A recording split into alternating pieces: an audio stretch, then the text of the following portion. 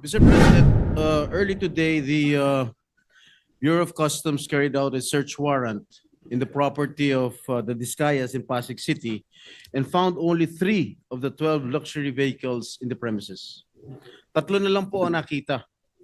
Mr. President, ayon sa aking nakalap na impormasyon, nasa 80 sasakyan ang pagmamayari ng mag-asawang Discaya at ng kanilang mga kumpanya. Mula sa 80, nasa mahigit kumulang sa na 40 ang luxury vehicles. Ipapakita ko po sa screen ang breakdown ng mga sasakyan na ito.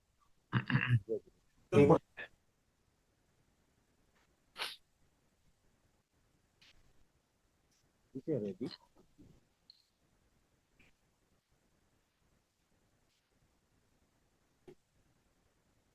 Okay.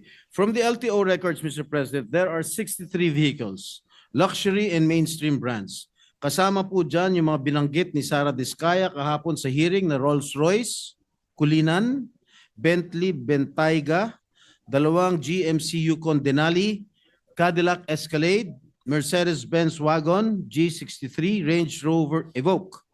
May 3 rin siyang binanggit kahapon, yung Range Rover Defender, Cadillac Escalade at Mercedes-Benz Maybach na wala po sa records ng LTO. Sa pinag-uusapan na nag-viral na YouTube channel ni Julius Babaw, meron pang 8 luxury vehicles na wala sa tala ng LTO na nakapangalan sa mag-asawang Discaya. Napag-alaman din ng aking tanggapan na meron pang 6 na mamahaling sasakyan ng pagmamayari ng mag-asawang Discaya tulad ng Volvo XC90, Mercedes-Benz GLS, saka isang Maserati. Nakakalulang yaman po ito, Ginoong Pangulo. Kung doon sa 28 luxury cars na inamin ni Sara, na pag-aari nila ay halos hindi ako makapaniwala, wala pa pala yun sa kalahati ang kabuang bilang ng kanilang mga sasakyan. Mr. President, this is totally outrageous.